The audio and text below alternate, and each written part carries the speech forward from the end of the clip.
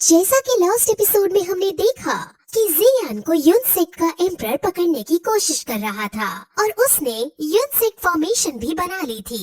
लेकिन तभी वहाँ एक ताकतवर योद्धा आ गया था जिसने एक ही बार में उसकी फॉर्मेशन को तोड़ दिया था।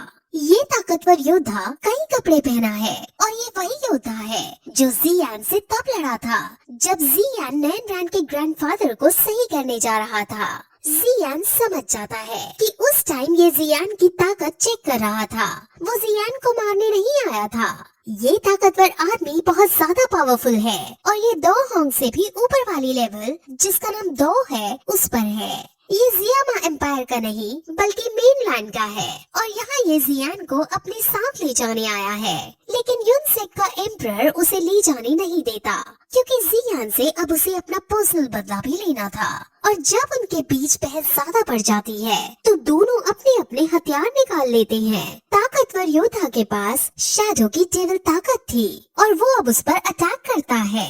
युनसेक का एम्परर शैडो मैन पर अपनी फुल ताकत से अपने साथ जो भी उसके साथ हैं, उनकी ताकत का यूज करके उस पर अटैक कर देता है। लेकिन शैडो मैन आसानी से उसके हमलों से बच जाता है, जिसके बाद अब शैडो मैन अपने बहुत सारे शैडो क्रिएट करता है और उन सभी को एम्परर से लड़ने के लिए भेज देता है।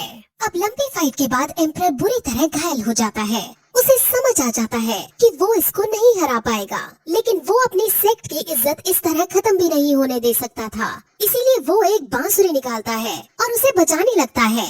ये देखकर सभी बहुत शॉक हो जाते हैं क्योंकि ये बांसुरी पुराने सेक्ट मास्टर को बुलाने की थी। वो सेक्ट मास्टर बहुत ज्यादा स्ट्रॉन्ग था और उसके सामने कोई भी नहीं टिक पाता था। अब यूजी जो उड़कर किसी का पीछा कर रही थी, उसको भी पुराने सेक्ट मास्टर के आने का पता चल जाता है। पुराने सेक्ट मास्टर यूजी के भी मास्टर हैं। सबको ये लगता था कि वो मर चुका है, लेकिन वो अभी भी जिंदा है और अभी भी वो बहुत स्ट्रॉन्ग है। आइस एम्परर जियान को बताता है कि इसने दो होंग के बैरियर को पूरी तरह से तोड़ रखा है और ये अब दो जोंग लेवल पर है। जियान को समझ आ जाता है कि वो अब मुसीबत में पड़ने वाला है, लेकिन आइस एम्परर उसे कहता है कि वो हमेशा जियान का साथ देगा, चाहे उसकी मृत्यु ही क्यों न हो जाए। जिस पर जियान उनको धन्यवाद बोलता है और उनका आभार प्रकट करता है। अब फिर वहाँ पुराने सेक्ट मास्टर आ जाते हैं और एम्परर उन्हें नमस्कार करके उन्हें सब बताता है और जियान की एक इमेज उनके सामने रख देता है और कहता है कि अब आपकी युनसेक की इज्जत दांव पर लगी है और अगर आपने अब कुछ नहीं किया तो युनसेक डिस्ट्रॉय हो जाएगा। अब वो जियान को देखता है और उसके पास आइस एम्परर भी खड़ा था। वो आइस एम्परर को ताना मारते हुए कहता है कि अभी तक तुम क्वीन मेडुसा के हाथों मारे नहीं क्या? जिस पर आइस एम्परर भी उसको ताना मारते हैं और कहते हैं कि तुम्हारे बुढ़ापे ने तुम्हें अभी तक मारा नहीं है क्या?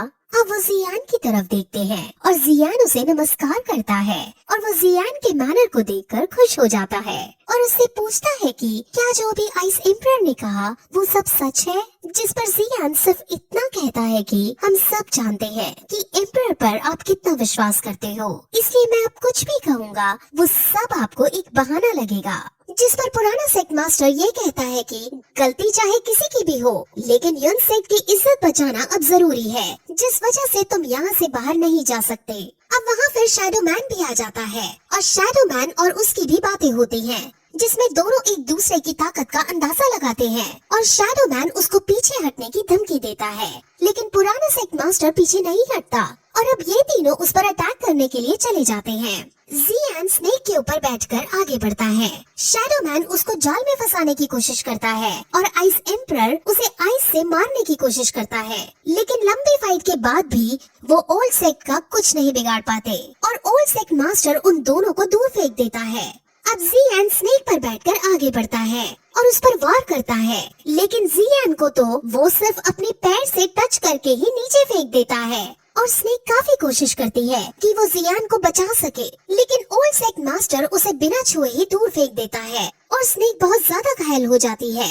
वो अब जियान को अपने प्रेशर से मारने लगता है और सब बहुत दुखी होने लगते हैं, लेकिन तभी वहाँ एक लड़की सामने आती है और वो जियान को प्रेशर से फ्री कर देती है।